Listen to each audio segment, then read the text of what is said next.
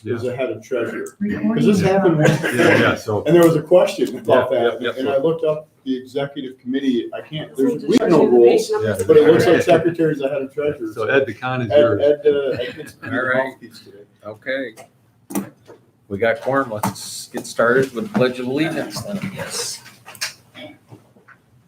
Pledge allegiance to the flag of the United States of America and to the republic for which it stands, one nation under God, indivisible, with liberty and justice for all.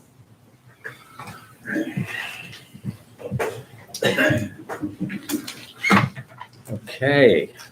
Privilege of the floor. It doesn't look like we have anyone here that's a potential candidate for that. So we'll move on to minutes. Minutes of the last meeting. If everyone's had a chance to review them, I'd entertain a motion that we accept them. So there's no questions. Second. All those in favor, say aye. Aye. Minutes are approved. Let's jump to the treasurer's report. Okay, page 7 of your packet, we're on a linear basis, better than break even.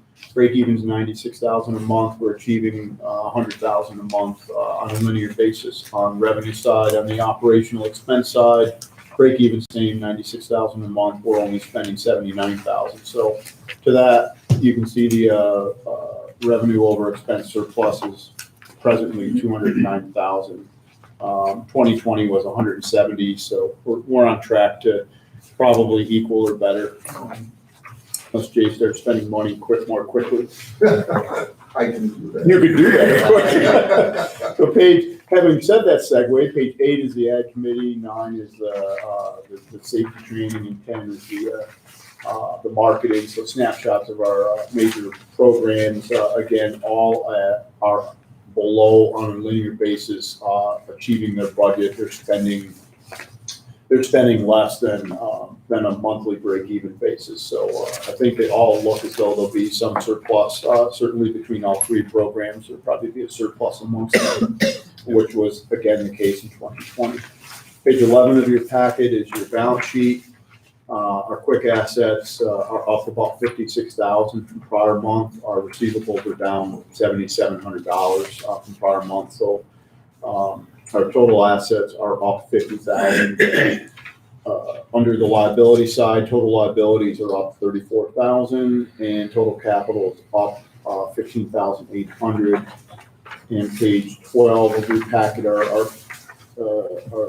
loans, receivables, and there really doesn't appear to be any change. We have one that's presently past due. It was the same status as last month, so I assume that's not a carryover. It's just the same status, just a month behind. Yeah. Okay.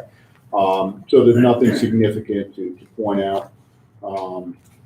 And the biggest payment there did catch up after the restructuring. So we're in good shape on the receivables on the loans. And I guess Lyle or Joy, I'm not sure who to address the question to. Joy here? No, she's not. Is nothing that you want to add to? No, we're in contact together. Okay. We're in good shape. All right. So with that, I make a motion to accept the treasurer's report as I presented. Second. All those in favor, signify by saying aye. Aye. Motion carries.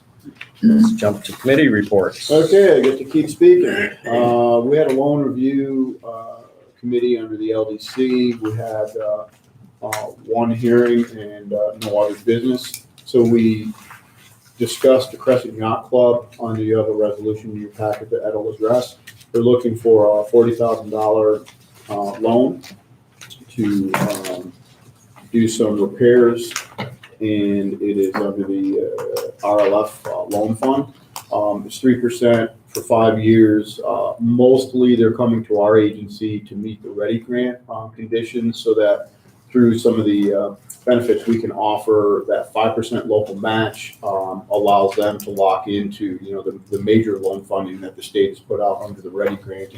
Watertown Savings is in a first position, we're in a second position. And Mr. Schweitzer gave us some information about the fact, it's a tourism destination. It's a from 1901 continuous operation. High water affected them 2 times, and this is in an area of the business for, I don't know if they're fixed or floating docks, but it had to do more with training of younger children and young adults how to sail and use boating. So it had a secondary effect to the community that the committee approved to move to the full board for further discussion. So with that, I will let Ed go through any particulars on the resolution. One quick question. What was the total amount of the project? It is $220,960, which the Ready grant would be half of that. The RLF loan is $40,000, and then they're getting a construction loan from Watertown Savings for $70,481. Okay, got it. All right. Good. There's probably some pennies in all of these, Yeah. but those are. Yeah, that was the only question I had. Does anybody else have any other questions? If not, I'll entertain a motion that, Oh, you gotta, I don't know if she gave you that, you gotta read the resolution. I'm Okay. just doing the Oh my committee God. report. all right, so authorization for resolution number 08.05.2021.01. Whereas the Crescent Yacht Club has requested a loan in the amount of $40,000 to be used to complete repairs to their launch area and docks that were damaged due to flooding and surges. So do I need to go through the whole thing? I think just It's the first just a whereas. resolution for authorizing. So now therefore be it resolved by the Board of Directors of Jefferson County Local Development Corporation that it here within approve the request for a $40,000 loan to Crescent Yacht Club with all terms and conditions set forth in this resolution. Resolved that the chairman, vice chairman, secretary, and/or chief executive officer are authorized and directed to execute any and all documents necessary to carry out the purposes of this resolution. This resolution shall take effect immediately. That I'll make being, the resolution. I'll second. all those in favor signify by saying aye. Aye. Resolution is passed and authorized. Anything else for loan review? No, we had no other business under LDC. Okay. That being the case, I guess we can jump to the Alternative Energy Committee. Okay, we did meet, and it was on July 21st, I believe. Very good meeting, discussed a lot of issues. One of them was we, if everybody doesn't have a copy of this, I'm sure you can get it, but this is the most up-to-date.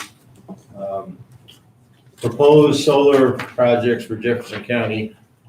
So we reviewed this, talked about some of those projects. We also talked about host community agreement. And we also talked about utility grade solar developments, kind of what our stance was going to be, which we haven't really finalized yet, but we did discuss those issues. Paul, is there anything you want to add about that meeting? About the meeting, I have a couple things outside of the meeting. Yeah, I received an email from Katie Malinowski. They've been working with John Zakowski to set up a session with local officials and assessors about the valuation of solar facilities. And timely, the state just released their tentative standards for doing appraisals. So I'm going to talk to her again that most assessors, it'll probably be over their heads to even use the worksheet. They'll probably need help. So I want to talk to her to see if John can go through in the training session where you find the information to plug into what the state is proposing to be the methodology. So that is coming up, and I think it is early October, I think. It'll be announced, but they're working on a date now. Oh, a question to that. Would that be a tool that we might have to use here internally without an assessor's involvement to kind of understand what an assessed value might be as we're doing cost benefit analysis, since we don't get assessments or Absolutely. appraisals on each job? Absolutely. Okay, Some of the things in it that I wasn't overly concerned about, some of the things in it, except that it's going to require you to use the zone pricing. Okay. which I'm sure is I widely didn't see published, it. I haven't spent enough time on it to go through and pull everything out, but you do get to, if they have rec credits, that's included into it.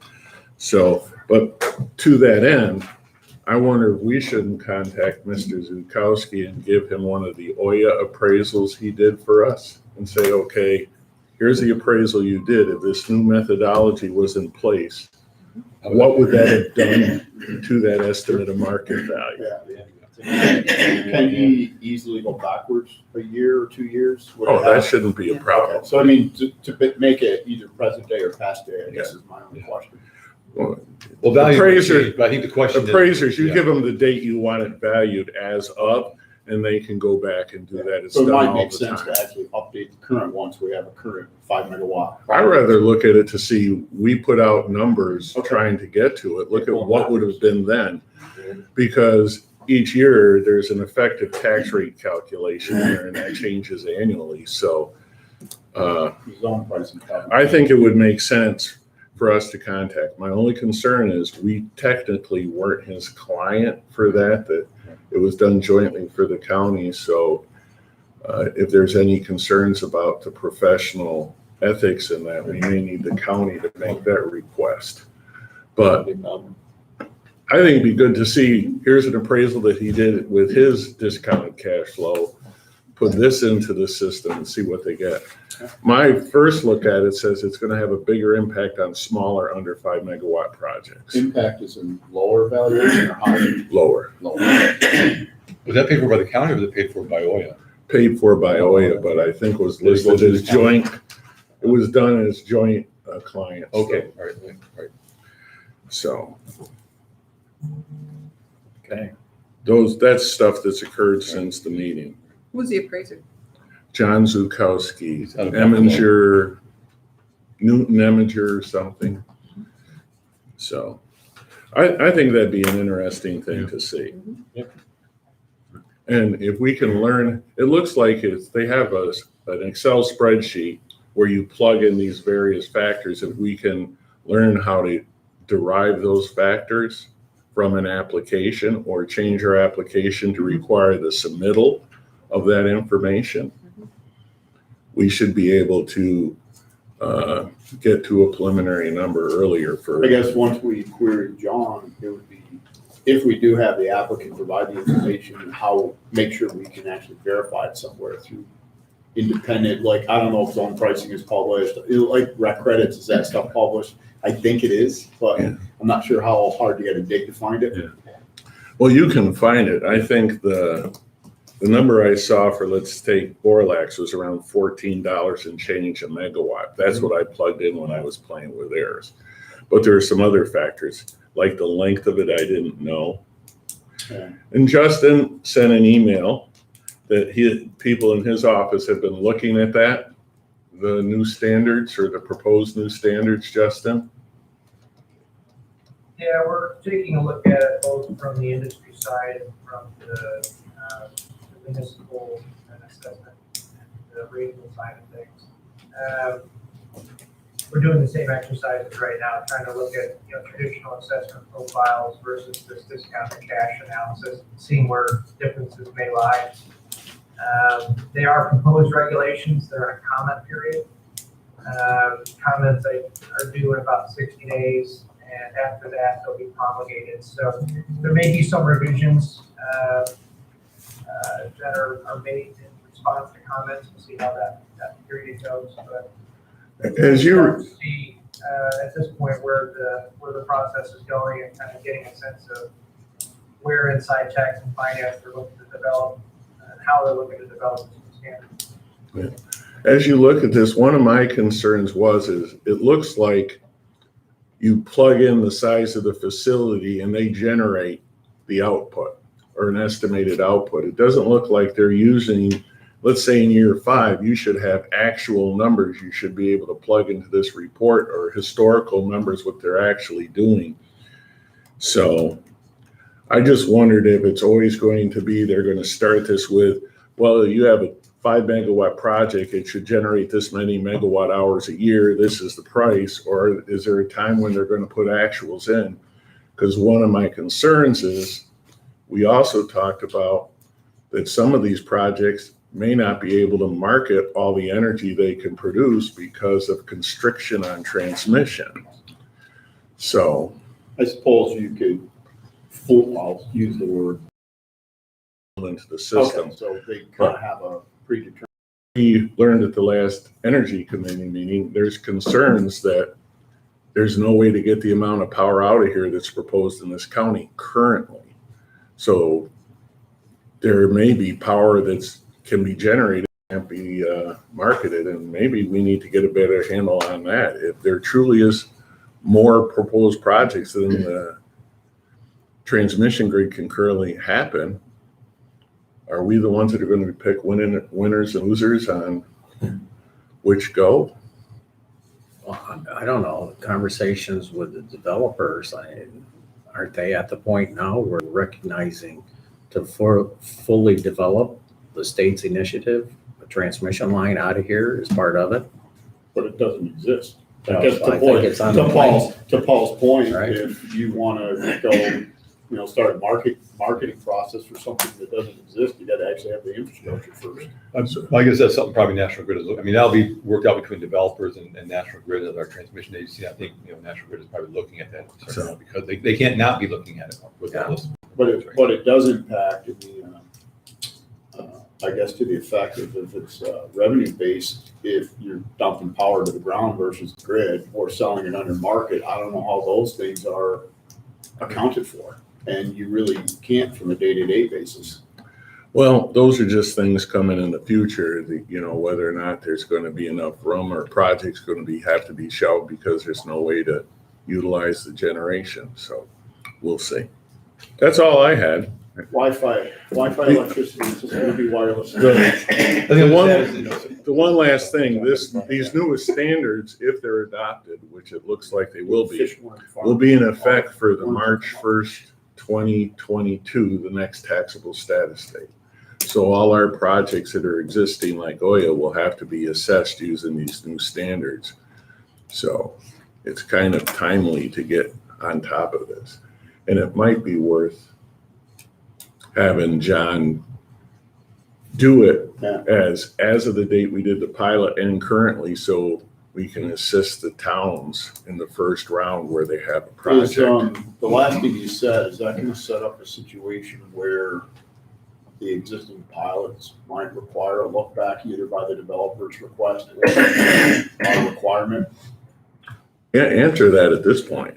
I suspect if all of a sudden they feel they should be paying less, there's ways of them getting out of a pilot through default or other mechanisms. Well, I think Justin mentioned that there's concerns that current pilots, when they're put in place, that developers, you can interrupt me anytime, Justin, the developers may choose that the new methodology and full taxation makes more sense than living with a current pilot scenario, and they would end their pilot arrangement.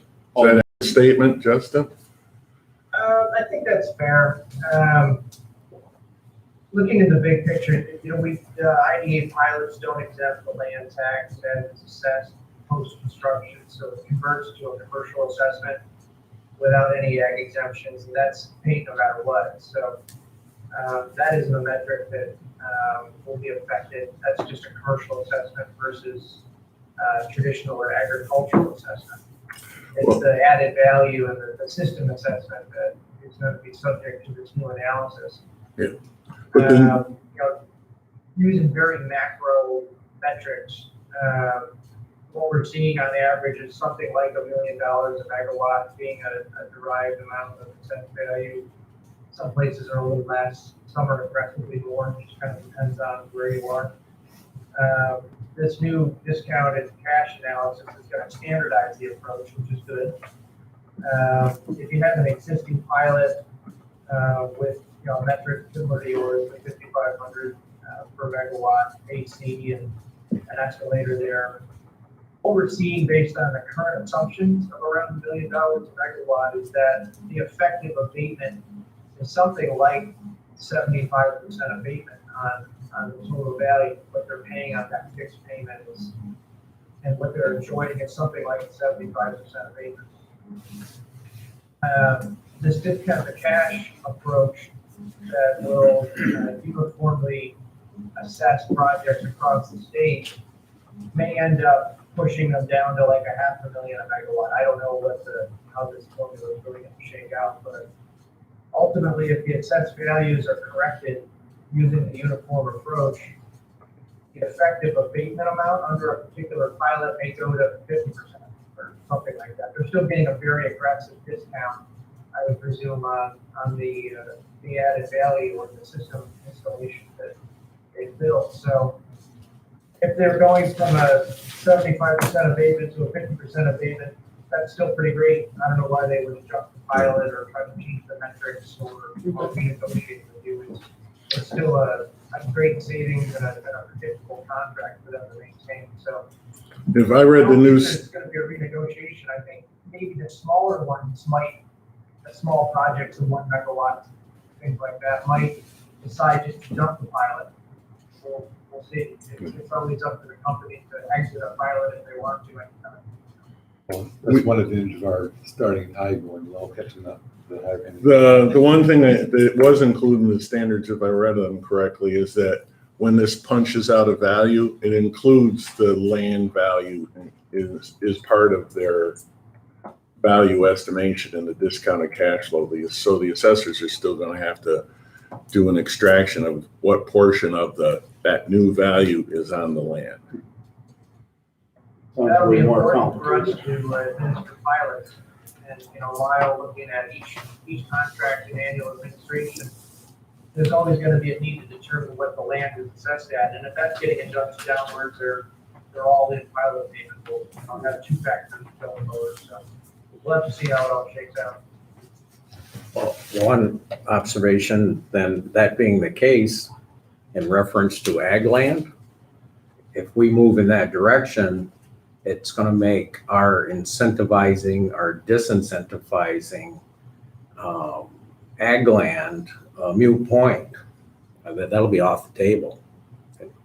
If that's not part of the pilot negotiation to begin with, then it becomes a moot point. It never was. The question was always is whether we were trying to protect viable ag lands from development, not what it's valued at. So, Was the property, did you get a chance to look at the property? If that property isn't considered prime farmland or no part of it, then it's not going to work for a model for us to draw a reference to, is it? I have not had a chance to run that Oh. yet. the one in Hounsfield, Yeah. I think we got to take a step back because I was told they had to scale it back because of Yeah, they did tell us transmission that. constraints. So, The cost for for the 20 megawatt project they were thinking, for what National Grid would require for the upgrades. the upgrade to the substation, they thought it was too expensive. They need to scale it back to something they can afford, the upgrades to the substation. All right. Okay. Anything else from the Energy Committee? Just to point out, I mean, that the committee did discuss some new questions that we're going to add to the pilot application specific to renewable energy projects. So we'll get that updated. We'll circulate that. And I did draft a response to Mr. Burrows that Justin provided some helpful edits to. I got back from him yesterday, so we'll circulate that. And I think the plan was to have Dave Converse sign that, send it out to Burrows, and copy to the taxing jurisdictions that he represented. Okay, so, yeah, that was a question I had for later on, but is Mr. Burrows on the same page with Justin now? Have we cleared up Well, some we'll of those? send a letter and we'll see. All right. But I think Justin's edits to my letter really improved it. I think it makes it very clear from a legal standpoint of what our intent is. All right, so hopefully that pot's gonna be done getting stirred. And thanks again for doing that, Justin. Yes. No problem at all. So Justin was going to contact Mr. Burrows. wasn't Well, he? we talked about that, and we talked about sending a letter first, and then maybe doing a follow-up conversation needed after that. All right. Anything else for alternative energy? Not, let's jump to building and grounds. Kent, Just a couple things, the furniture has been proposed up at this time, and Dave sent out an email yesterday in regards to remediation, everybody should have received that yesterday. I'm not sure if Dave's got any more updates.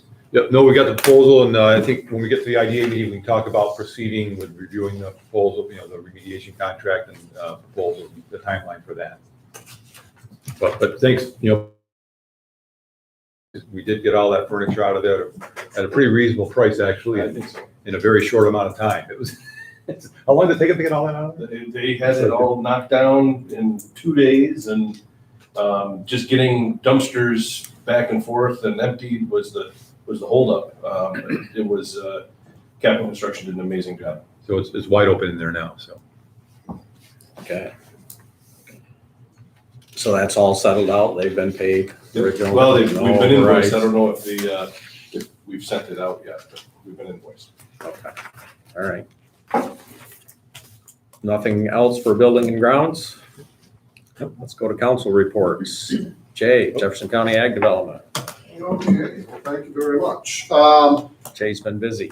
It's Jay's been very busy. time, yes. I want to follow up on the Energy Committee report. During that meeting, there were some questions about ag districts and ag value assessments. So I followed up on that, got in touch with Ag and Markets and the New York State Department of Taxation and Finance. You should have all received an email that clarified that any farmland that is receiving an ag value assessment that puts a commercial solar development on that parcel or parcels of land, at least the footprint of the solar project will lose their ag value assessment, according to the information we have. Potentially, if the solar footprint impacts the ability for the entire parcel to be in ag production, that entire parcel of land would then lose their ag value assessment. And then to follow on that, if that solar project impacts the total eligibility of that farm for an ag value assessment, they can lose the entire ag value assessment. And there are penalties that go back, I believe it's 5 years. Some of that information was in the links that were provided. That would go back 5 years in penalties that farm would have to pay for the conversion of that land out of agriculture into the commercial solar project. Now, I'll be honest, those conversion penalties are probably not enough to discourage the project from happening. The developer would probably pick up those costs for the farm. But it is something for all of you, because it was a question that came up. So we do have clarification from Department of Taxation and Finance on that. Jay, is any of that currently being enforced on any project that's been built or under construction? Not that I'm aware of yet. Good to have words, but has there been action? Yeah, I do not know that. I'm going to assume yes, because in some of our conversations, some of the assessors, when we've done some of these pilots, they've been in conversation with Lyle about what their plan to. I'd be kind of interested if value you have heard any of this being enforced and what level, like you Sure. said, if Yeah. it's de minimis, it's something, but it would be interesting to understand what that is, so. Adding to what Jay Consider. said, they can be in an ag district and not be receiving Right. an ag value assessment. And if you're not receiving the lower taxation Yeah. by receiving the ag value, It's a nil there's effect. no penalties. Correct. And you can still remain in an ag district. Yeah. And I'm trying to go back to it. I don't believe we've done a parcel that has been receiving an ag value assessment at this time. We may not. But it falls on the local jurisdiction, being the town, to enforce the conversion penalties if they so choose.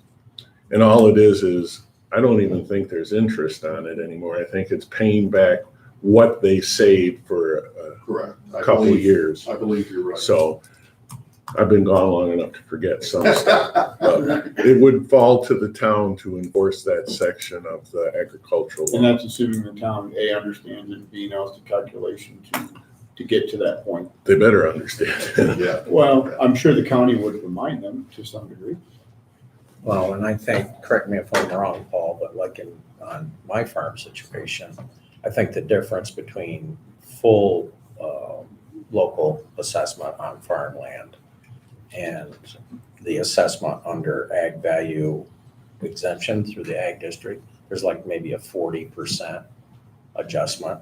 It all depends on the soil types. Right. It's a bigger impact on farms in southern Jefferson County. Up in northern Jefferson County, there's not a lot of ag value assessments. There's some on the bigger farms. Yeah. But, you know, they're assessing it at $600 an acre, and it says it's $450, the soil type. Yeah. A lot of farms make the decision that it's not worth the hassle and having their hands tied for that X amount of DOT. Yeah, and then they have to go back every year and refile and Yeah, so on, so. Some have chosen that it's not feasible. Yeah. But I don't believe in the Orleans Clayton project, any of that land is receiving an agricultural value assessment anyhow. But if they've moved the parcels around, so. But if Orlex has a bunch. Yeah, they will definitely run into that. Yeah. That won't be a question. If I do hear of any, I'll certainly share. More data. Yeah, more data. Yeah, I'll certainly share that. I think the bottom line, though, is at the end of the day, with what is coming out on the playing field, none of that is going to stop landowners, if they have a chance to put land under solar panels, they're going to do it. They're going to do it. The economic incentive is there, that it's not going to stop anybody's from using open farmland. They're just gonna make the developer pay the cost if there has to be that type of penalty paid, so. Going beyond that, we've been working with 2 meat processing projects. One is interested in expanding into USDA processing, small scale USDA processing. And then one eventually wants to end up as USDA processing, but right now they're slowly expanding their custom processing, and they're considering expanding their poultry processing capacity, which has been one of those pieces that we haven't had here at all in the North Country, and that would be very beneficial, especially with some of the other news that we are going to be sharing here. So 2 meat processing projects, working with 2 on-farm dairy processing projects. One is, one currently has another company bottle milk for them, the cream line milk that we saw come out in 2020. There's some discussion about whether the company will continue to bottle for them. So they are looking at going into their own bottling and pasteurization facility on farm. So we're working with them. They hired Nathan Rogers from Farm Credit East to write a CFA grant application for them. So, and we're looking at some opportunities to maybe assist that further. And then I don't know where we want to talk about the egg hatchery day. You might as well talk about it now. Okay, well, good news. Unless you need a rest. Jay, you need a rest from talking. He hasn't been doing announcements, so he's got all this extra energy. Yeah, well, the rapid season is over, so I haven't been able to, spend all that energy in the evenings. So the good news is we are being considered for another commercial egg hatchery. It will be very similar to the Aviagen facility in the corporate park. And it's actually the same exact gentleman that brought that project in is the contact person for this new project. It's not definite yet. They are also looking at an existing facility owned by the company in Ohio, and then also a facility in Pennsylvania. So there is the potential that it could go elsewhere. But we just had Jeff Pierce, our primary contact person, and his boss I don't remember Ricky Smith. his title though, president? He's president. Is he the president? Okay, I apologize, I should know that. He brought the president of the company with him. They just spent several days here.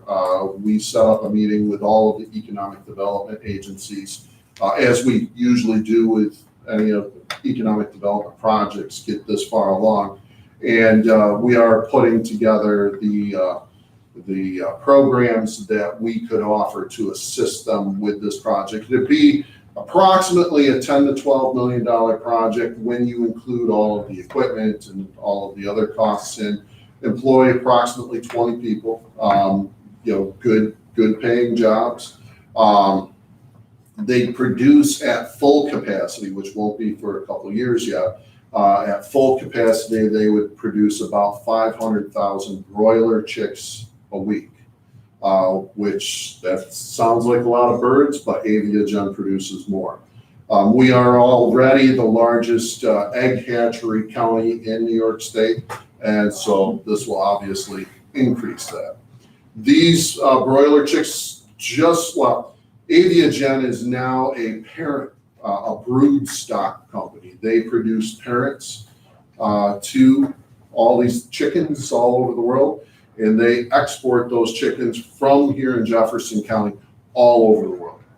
And their job is to lay eggs. Yeah, well, the breed, parents yeah. lay the eggs, but they could be egg layers, they could be meat chickens, who knows? It all depends upon what the company orders. The CWT Farms project, the new project, that would go back to the old model that Morris North Star Hatchery had, broiler chickens. These chicks that they hatch out will become broiler chickens like you see in the supermarkets now when you buy your rotisserie chicken. Those are broiler chickens. And so a majority of those would be exported into Canada.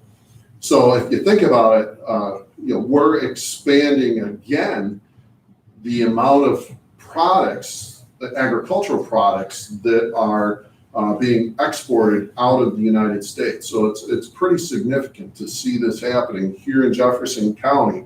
All of these agricultural products get exported all over the world. There will be some excess chick production from time to time. CWT asked if we could put them in touch with possible local markets, and I did that yesterday. We do have one person who's growing poultry production here in the North Country through his farm and other farms that he works with. He has a very good market in some high-end markets.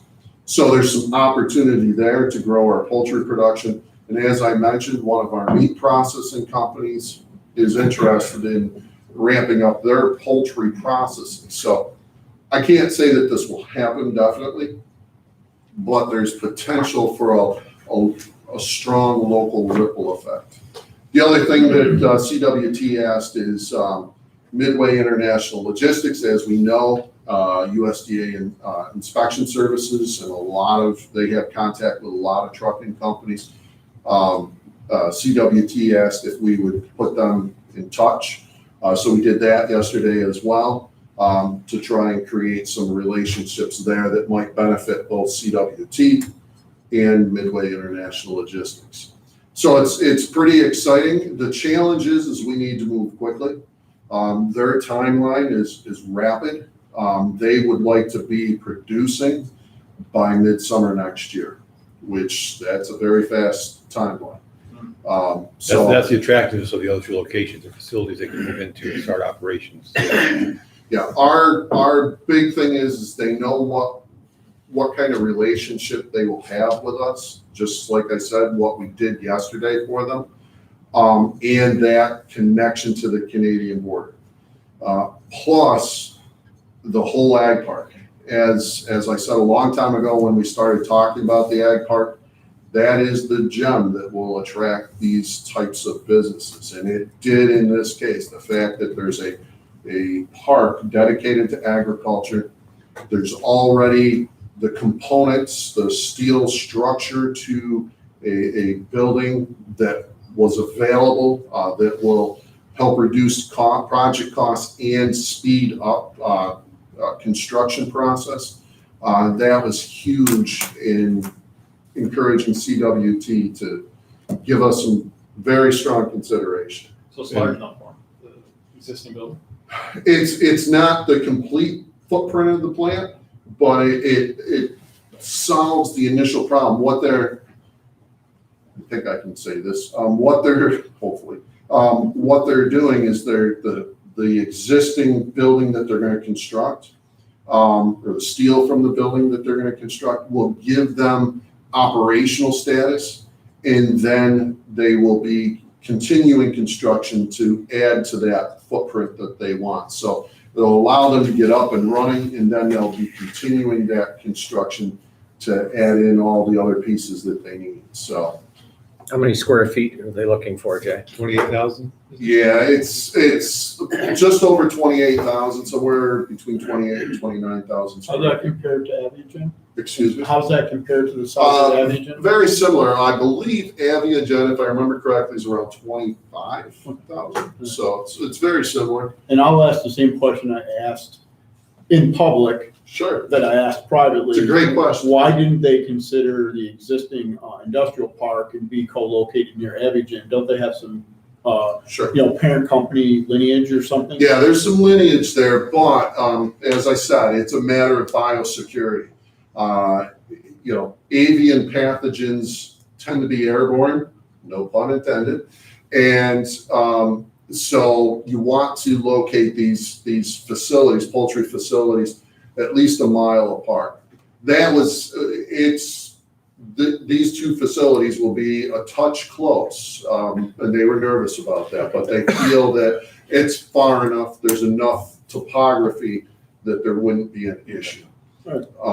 The one thing that they have asked both of the developer, at the ag park and of us, is please don't put any live poultry facilities close by. They understand our situation that, if somebody wants to come in and build a big poultry processing plant close by, we're probably gonna do it, but it is something that we have always been with Aviogen very sensitive to, so. I would say too that, in several of the meetings that we had over the course of the year, Jeff Pierce repeatedly, mentioned that one part of the reason looking here is because of the good relationship he had with this agency and Jay and the support he had from us when he was here with North Star. Okay. And as far as the infrastructure at the location, they're evaluating sufficient power. The road's obviously good. Hopefully they put a traffic light in, but. That's up to the town and everybody else. I suppose they can pick chickens up at 3 a.m. and it won't bother anybody. Yeah. Well, it will increase tractor trailer traffic. But I'm sure there's no timetable to do it through normal business hours. Right, yeah. It's not like a bus garage where they have to pick children up on a schedule. They pick chickens up anytime, Yeah. presumably. Yeah, within 24 hours. So this answer what came first, the chicken or the egg? Yeah, Well, I said that. I was gonna make that joke, Paul. I'm pretty sure it's the chicken now. So I have a serious question. Sure. They hatch them at this facility. Yes. And this comes from has nothing to do with what we're proposing. Do the eggs get shipped in there, then Yeah. incubated? Yeah. So the eggs come from somewhere else? Yeah, they have their laying operations down in Georgia, Arkansas, the southern United States, where our poultry industry trended to. They bring the eggs up here, within 24 hours of laying, those eggs will be sitting in this facility. This facility will, they'll put them in incubator rooms for 18 days. And the incubator room simulates the hind end of a hen chicken. It tilts back and forth. Yeah, humidity, airflow, temperature, everything is controlled by computers. Then after 18 days, they remove the trays. The computer examines each egg to determine if it's viable. If it's viable, it goes into a hatching room for 3 days. After 3 days, the egg hatches. The highest paid people in the facility are the sexers. He gave us a better term to use, but I like using the term sexers. And they look at the wings. They don't look at the butt end, they look at the wings, and they determine the sex of a chicken. The girls go in pink trays, the boys go in blue trays, and within 24 hours of hatching, they are on the road to their markets. The other thing too, while the eggs are incubating, they're inoculated. They'll, the needles, they inoculate the chicks against disease while they're still in the egg. Right through the egg. So, I know, you want. No, I don't. There's a show called Dirty Jobs, and it's been through the whole hatchery thing, and there's certain things like alligators, which are now cropped for food service, where something they do during the incubation can determine its sex, but that's not the case with chickens. They can't control what gender, I should say, to be correct, a chicken is. I don't know that Okay. answer, Paul. All I know is when it comes out, they look at the wings, and depending upon the wing design, it's a boy or a girl. So, Great. so I have some more that's- questions when we get to the IDA about process, but Sure. sounds good. Interesting. All right. Dave, anything? One question, which lot is it on down there? Right, I don't remember the number. It's the far left corner as you go down Alexander Drive. It's, or no, excuse me, it'll be between Casnovia Equipment and Eagle Beverage. There's an empty lot in there, and that's where they're building. Towards Bolson's, not away from Bolson's. Correct, towards Bosse's. okay. Thanks, Jay. Anything else you need me to cover on that, Dave? You're good. Thank you very much, folks. Okay, that covers marketing too. Oh, wait a minute, what am I doing? Okay, manufacturing then. Not much report other than that, I mean, a lot of them are still looking for employees. The workplace has started to do some of their custom recruitment at their facilities. We're getting word out to employers that that's available, and that they can also, the workplace has a tent now at the farmer's market. They're doing 2-hour slots for employers who can sign up to do recruitment, so we're making that available. Still hearing more about lack of workforce. Yeah. Major. Yep. Okay. Marketing. Just a couple of things. I did just send everyone in the Renewable Energy Committee meeting, we talked about a map of the solar projects and county planning. Michelle Bunny over there, who does an amazing job, put together that map that I just forwarded to everybody. So I want to thank her and for doing that. We are in the process of applying for the National Grid grant for the remediation project. And as we were talking about, the cubicles are all cleared out and the chairs, and the building looks great. It's all vacuumed up and it's ready to be demolished. So you want to be in good shape before you start the demolish project. Yeah, nothing like looking spick and span. I don't know if anybody has any Restructuring. I hate the word demolish. Let's say restructuring. And that's about it. I have some marketing programs going on with some local businesses that are pushing things out into Canada and throughout the state. And those are all going well. And I guess that's about it for me. Okay. Very good. Any questions? If not, let's jump into unfinished business. Nothing I can think of. Anything from you, Dave? No.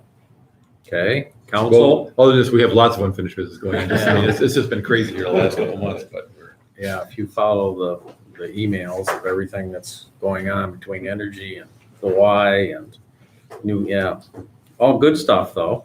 Good stuff. Council, any legal issues? Nothing to add, just end this section, so. Okay. If you have any questions.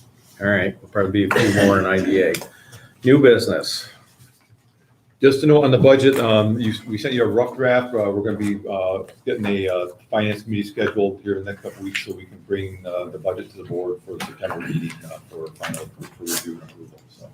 Will the remediation project fall under the IDA budget or under the LDC budget? IDA. That will be largely capitalized costs, so it won't be an expense. Okay. Okay. All right.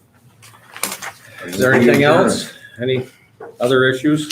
If not, I'll entertain a motion for adjournment. Yes. Second. All those in favor, say aye. Aye. Motion carries.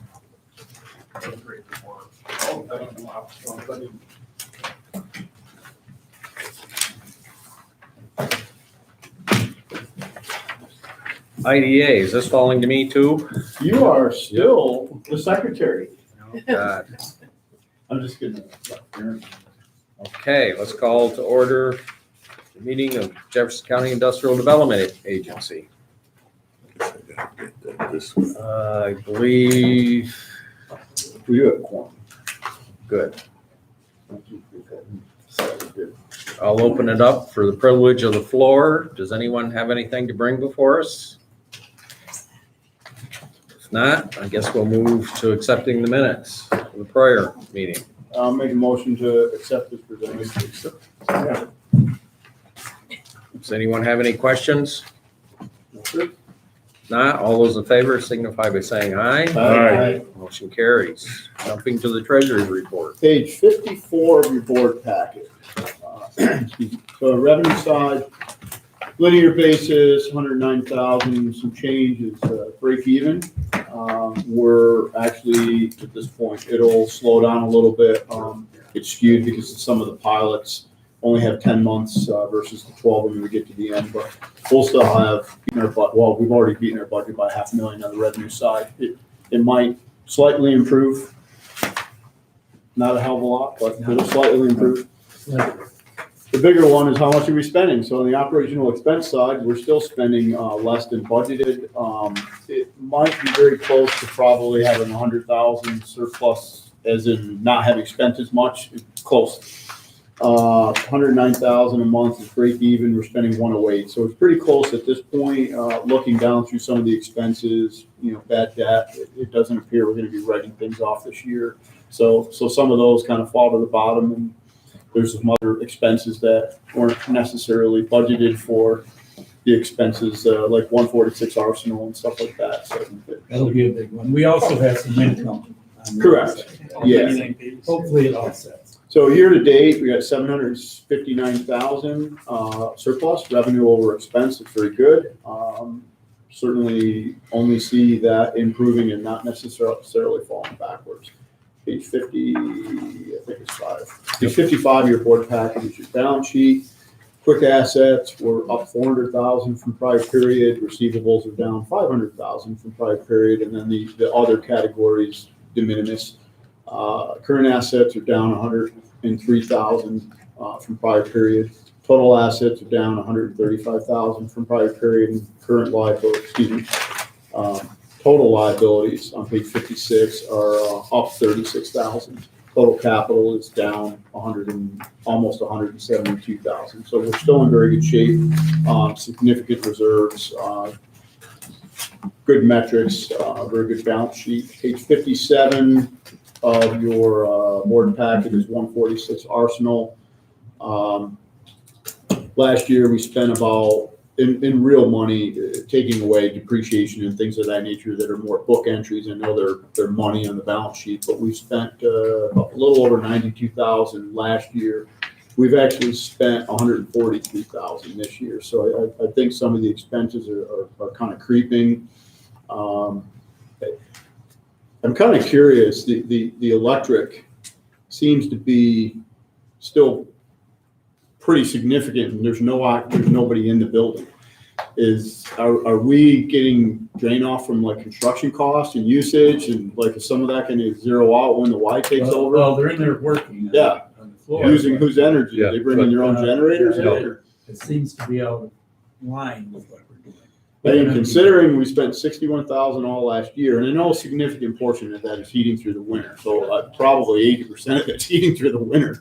But I just raise a point. It's like the construction project's getting a free run at this. Maybe I'm too biased towards that, but I don't know. Public money's not mine. And then also the salary expense is more significant than what we budgeted. I think because of the we felt we'd be out of this venture by now through the remediation and extra. We're probably Yeah, and I've gonna be notified here for Terry, 12 months. we're gonna be done with that position at the end of August. Okay. But end of August, so as soon as we close the Y, the salary will be picked up by the Y, or is he our sort of on-site project manager, for lack of a better description? Yes, he'll be looking for something else. at that Okay. point. So we've given them plenty of notice on that. All right. We were going to end it earlier, but with things going on, we needed him there until we get the remediation started. So We gave them notice that'll be the end of the month. Okay.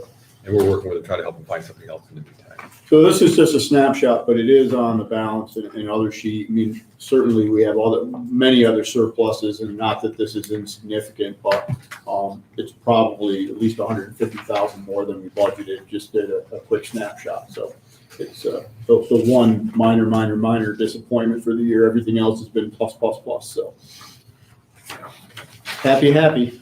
Yeah, and we knew that, pushing this down the road, that we were gonna have those expenses. Correct. So 60, 61, 62 are major loans. I don't think we've gone backwards on any of them. There are a few that are caught up, and there's a few that are still delinquent, but, they might have been 2 behind, now they're only 1 behind, and, 1 maybe is unchanged. So I think with regards to all 3 programs, from what I can see, and whether it be Joy or Lyle, do you have any better information that we're not falling further behind on any of them? No, these are still solid. Yeah, And it looks, we're in contact with them, so it's. and a lot of it is just timing. You get the Yes. check on the 10th, you do the report on the 8th, and it's delinquent. So with that, I make a motion to accept the treasurer's report as I presented. One second. Any other questions? Not, all those in favor signify by saying aye. Aye. Treasurer's report accepted. Okay, I guess I get to keep talking. Um, Loan review. Yeah, loan review. So we had one matter and one other unfinished business matter. Brooks Delivery LLC and Aaron Brooks is here as a guest. And they're seeking a micro enterprise loan to take over an existing operation that is contracted through FedEx. It's a very solid business. All of the numbers were presented. It's really a nice hidden gem. And you have a lot of acumen for managing this more successfully than it currently is, even though it's very successful now. We're in a second position behind Watertown Savings. There are currently 2 positions. It's a 5-year amortization rate of 5%, 40,000 micro enterprise loan. There will be an additional 17 employees. We did discuss that at loan review, and there's a notation in here. The 17 employees are kind of present, but currently Ms. Brooks does not employ them. The present owner does. So it's kind of like she will, I'll let you speak to this, but you'll re-employ those 17 and hopefully add. Accrue them. Yes, sir. So actually on July 10th, I was actually, I took over the contract from GSM Deliveries, and we've stood up. So those 17 employees I do currently employ now. Good. Officially. Okay. And we are looking to grow right now an additional 7 drivers, and then during the holiday season, an additional 4 drivers. Yeah.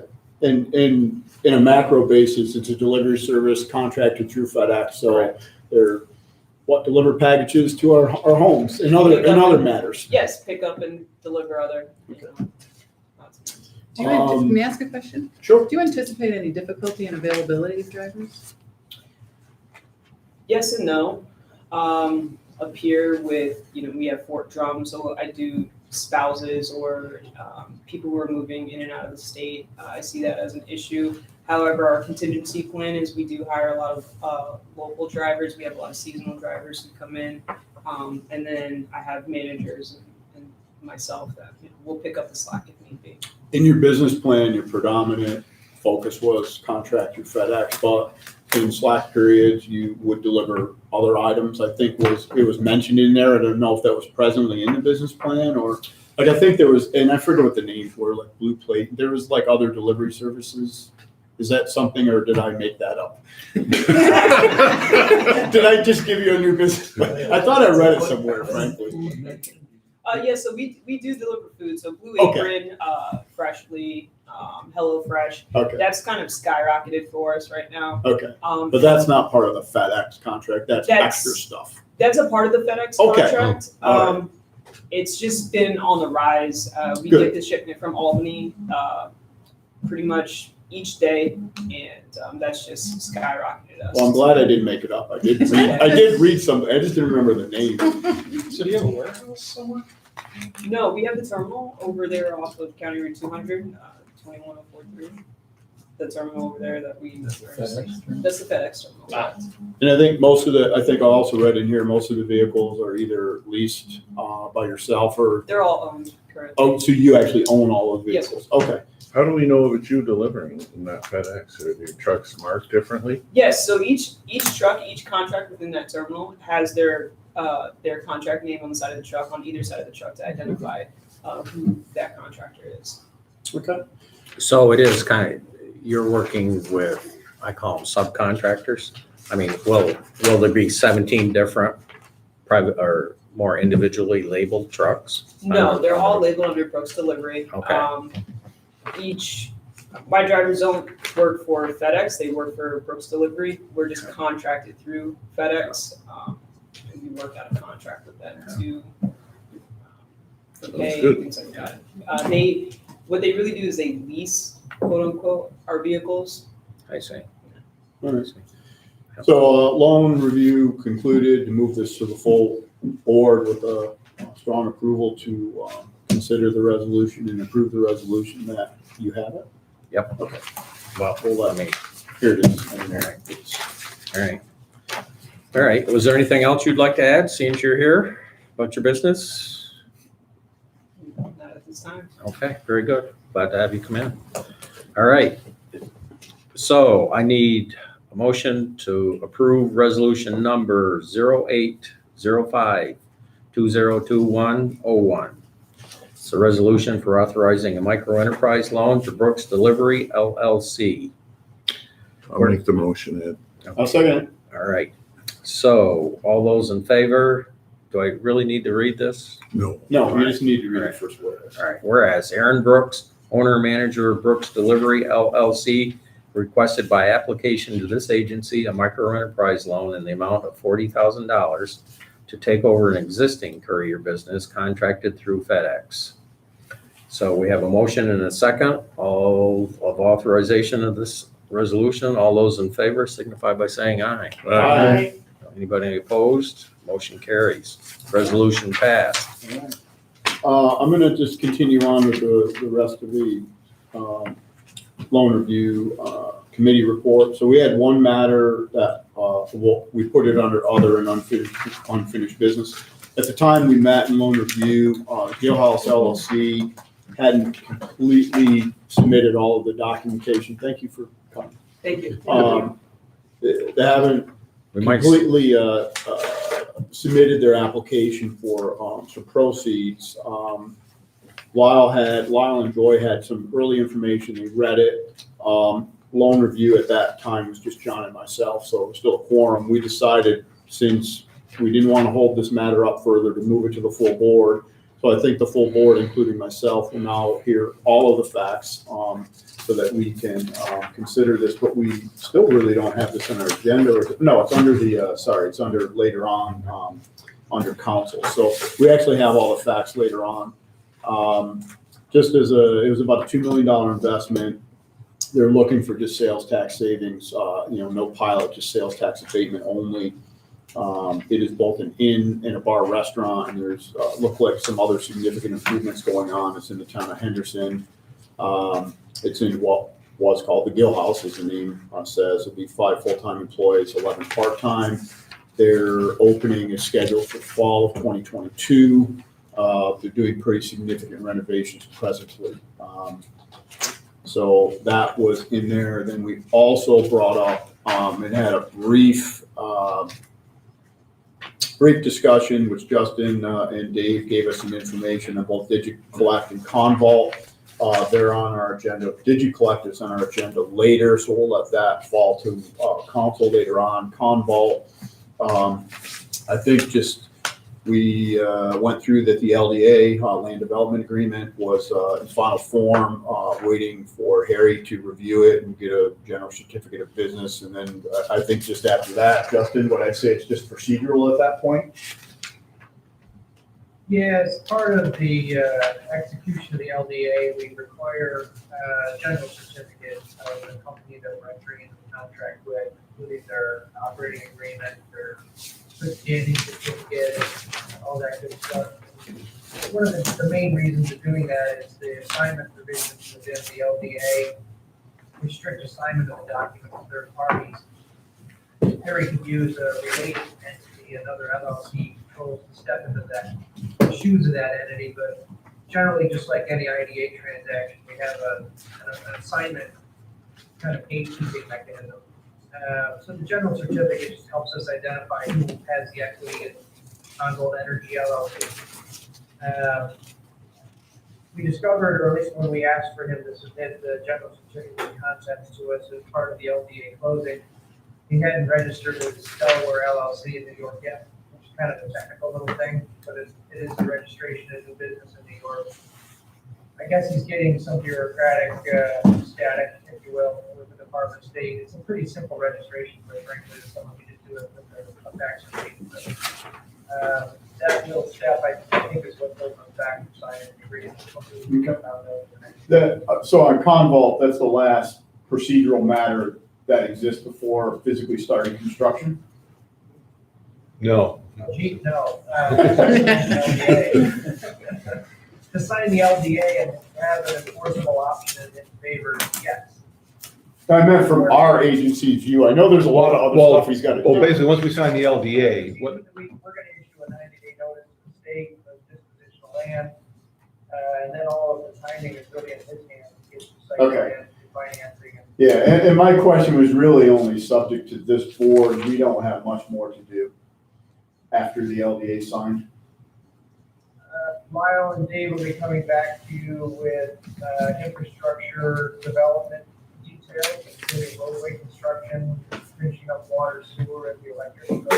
Right. So that's really at the stop. that's part of, well, yeah, that's part of the plan all along for the business complex, but once the LDA gets signed, as Justin said, he can then start a site plan review with the.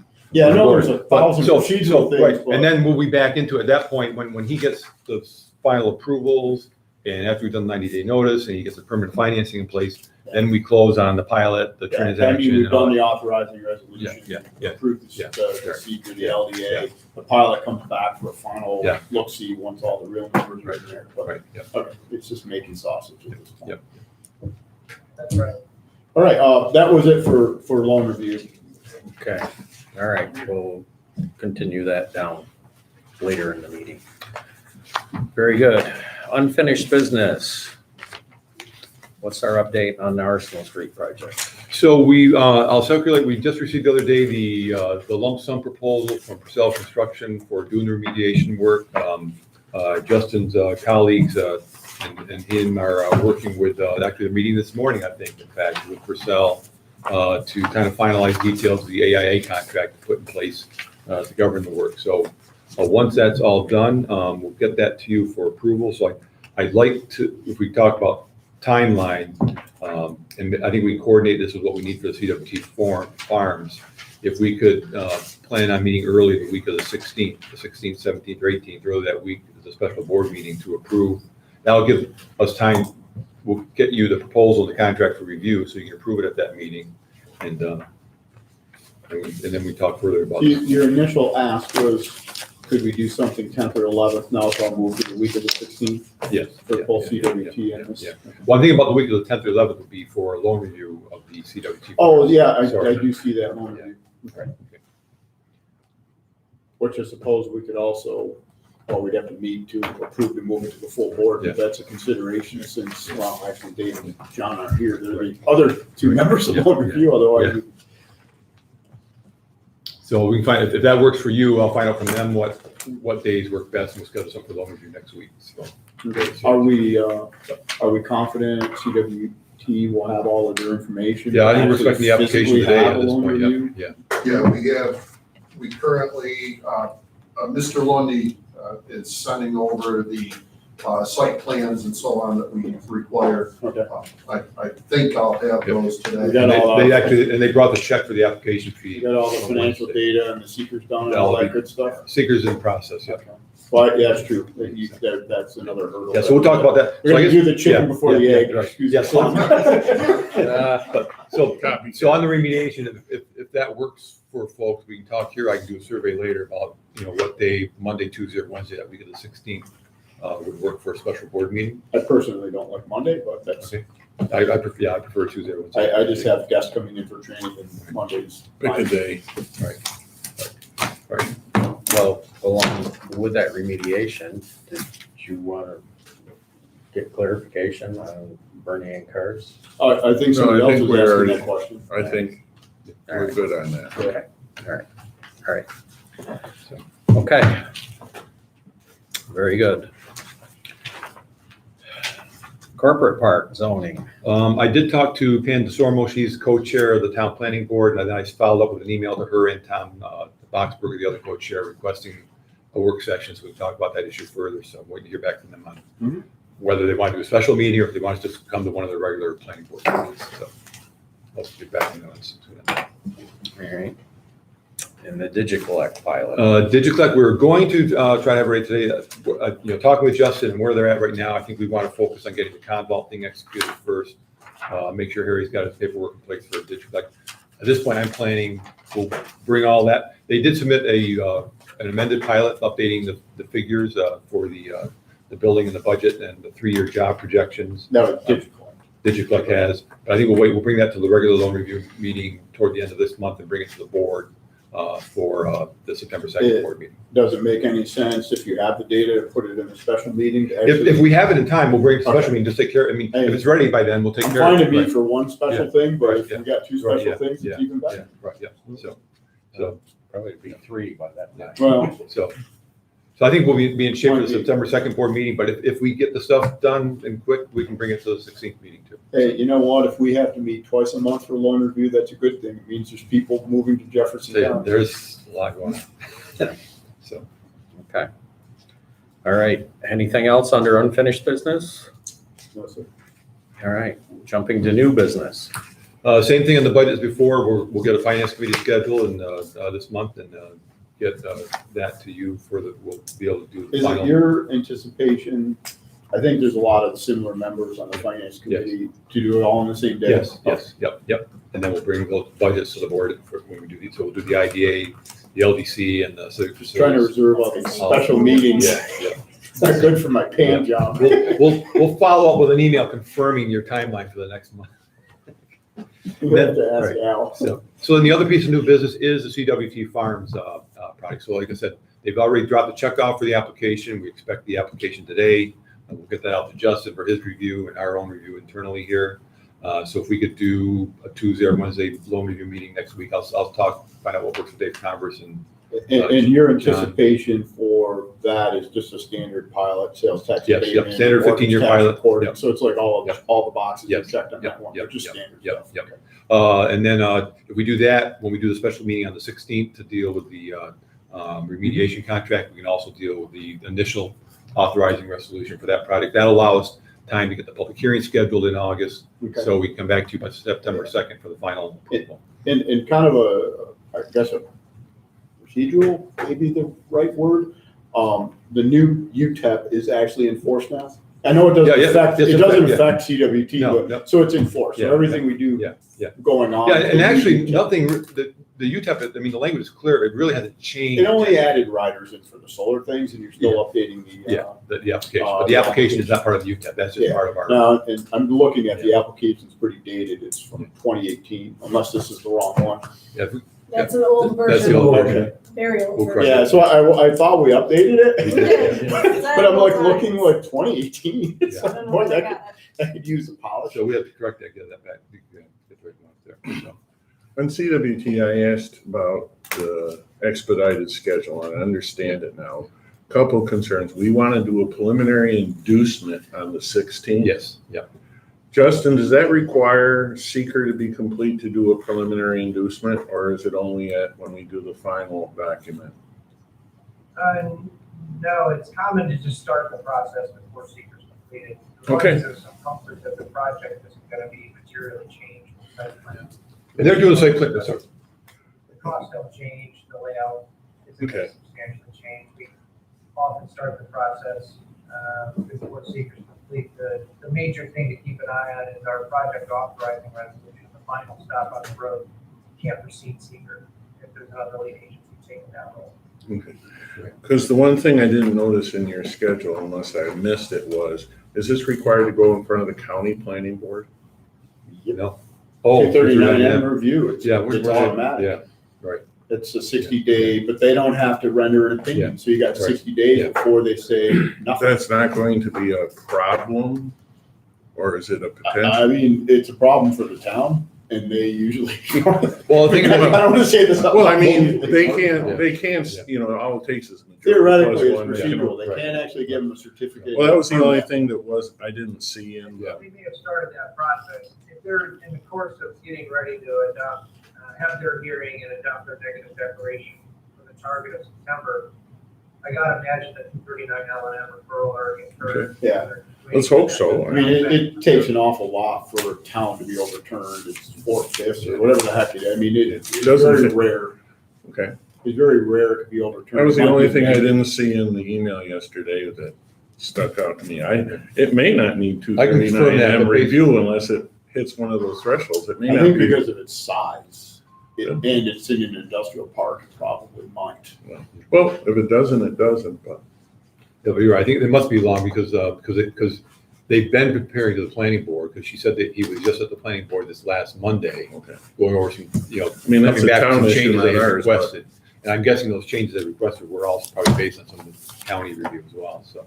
We're trying to shepherd this through. I mean, Right. it's good we think about those things. It is, I mean, just getting an environmental impact statement, secret, all that stuff just takes, I don't care if it's off the I have shelf, no it other takes questions weeks. on it. Yeah, well, I expect that'll be, I mean, from what she told me, they should be done with that on the 7th after the public hearing. So, and at least then they'll know at that point, they've got, our assistance behind them. And we won't complicate this with host community agreements or anything, no. Impact of roadways and stuff.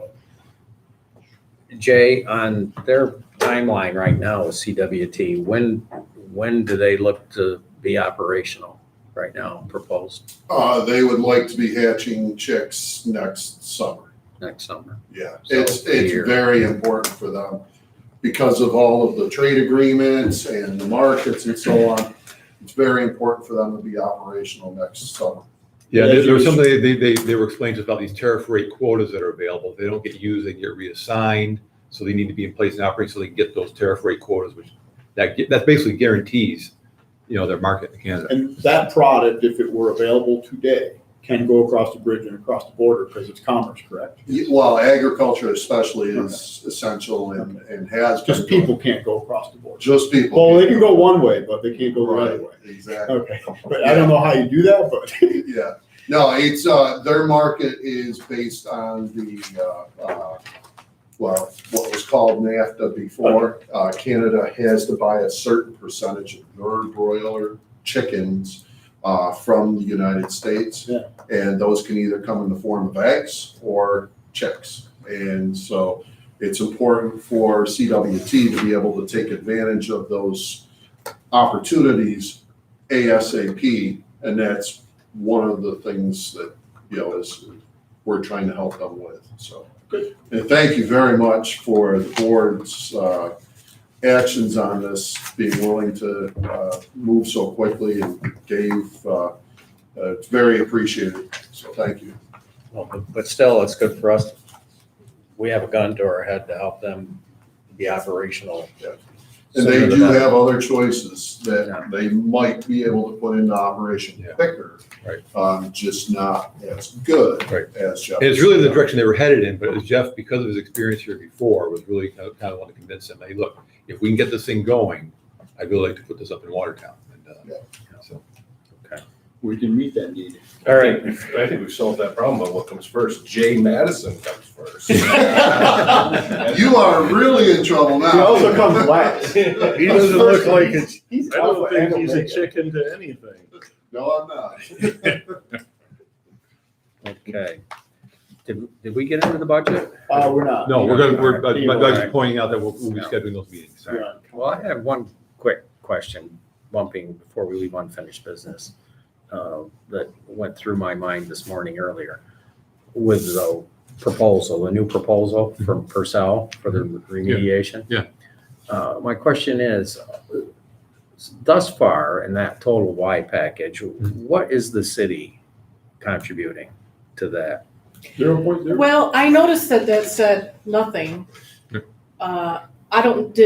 Did you submit anything in writing or any formal request? No, we 'Cause can. If you did, Yeah, no, it was verbal and we were told, but. oh, but we- I was gonna say, because that did not get passed on Right, to okay, us. Okay. all right, Well- okay, all right. Let me talk to you, I'll talk to you after me about. how to Maybe the proceed with that, yeah. minority yeah. did not Okay. know about that, let's put it that way. Well, that's one question or one issue I'd raise is let's follow up and see if, I found that a little strange, Well, I think the county might be willing, would Yeah. like to split that. Yeah. possibly, Yeah. so. Yeah, especially with, the stimulus money that was passed out.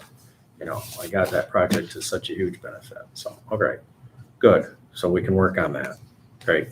All right. I'm open to it. I'd like to see it. All right, great. All right, jumping to new business, the budget. Oh, we did that. Oh, we did. What am I doing? Yeah. Council. Council. Yep. We covered Digiflect, kind of where we stand with them. If it was up to me, I'd like to execute on Convolt and then pivot into the next, but just to get something behind us. But in talking with Dave, we'll get a base resolution prepared and a base model, an LDA that'll substantially follow the Convolt model. The IDA's obligations would be a lot fewer with respect to the 12 acres over on the west parcel. We really just have curb cut and the lane widening in front of the parcel. There's no interior road work or sewer work as far as I know. So your obligations will be a lot less than the main parcel on the east. We'll get that prepared, and if there's a shot, we can get it on the agenda for the special meeting. The Guild House project, we had a resolution prepared for this morning. I suspect we'll have it on next week's special meeting agenda. The nuance there, it looks like the project is exempt from seeker as a type 2. It's the rehab of an existing old restaurant, hotel. We'll do exactly the same thing with no additions or expansions. And speaking with their council, they're getting some mixed messages from the town and the town code officer as to whether they can just pull a building permit or if they're going to be subject to some sort of site plan review, which would have a secret component to it. It seems to me that it's just a type 2 and the town should let them pull a building permit, but we're hopefully going to get more detail on this in the next 2 days. My preference would be just a type 2 from the IDA perspective and not be subject to the site plan and secret process at the town level. But I just want to get some clarity before we do the project.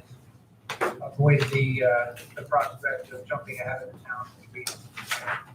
Personally, I hate to do if they had no discretion on the building. We're hoping to clear that up and get it on the agenda next week. Okay. Any other questions for DigiCollect? What about in the Guild House? Oh, the Guild House. That was the Guild House. Okay. All right. I should have been paying attention. I'm sorry. I'll make a motion to adjourn. Well, go ahead. No. I was there's gonna nothing else. add, this, I'm glad to say that this meeting was much shorter than the last board meeting, but I guess we make up for it with a special. Well, we meeting didn't do later. half the business. We didn't go through stuff that we don't have. Okay. Is there any other business to be brought? Nothing. Questions, concerns? If not, I'll entertain a motion to You already adjourn. I made a will make a motion, so motion I'm to gonna adjourn. second All that. right, all right. All those in favor signify by saying Aye. aye. We're adjourned. We do have the civic facilities meeting, right? Yep. So let's jump to that. Says we will meet at 9 a.m. We aren't doing too bad. No, we're okay. Usually it's 10. Call the meeting to order. Need a motion to approve the minutes of the prior meeting. So move. Second. All those in favor signify by saying aye. Aye. Minutes approved. Treasurer's report. Page 4 and 5-year packet, we received our $3,000 fee income. That is standard. That's the only change from basically all year. There's $17,000 in the checking account. We received another 3, so we have $20,816 in no expenses. So it's the best balance sheet ever. Yeah. I wish we could add zeros on here. That's page 4 and 5 of your packet. I will make a motion to accept this treasurer's report as presented. Is there a second? Second. All those in favor? Aye. Treasurer's report accepted. Committee reports. Any committees? There is any. There's no committee reports. Let's move to unfinished business. Nothing there. Nothing there. Let's move to new business. Anything under new business? We have the budget. We'll talk again, when we schedule the budget, we will take care of that. We are talking to a potential applicant for civic facilities fund, but we'll have more on that later if it looks realistic. Okay, very good. If there's no other new business, anything else to be brought before the board, I entertain a motion to adjourn. So moved. Second? All those in favor, signify by saying aye. We stand adjourned. Phew, Whoa. it's not a marathon, that's great. Yeah, I was thinking about, I need lunch. on Zoom,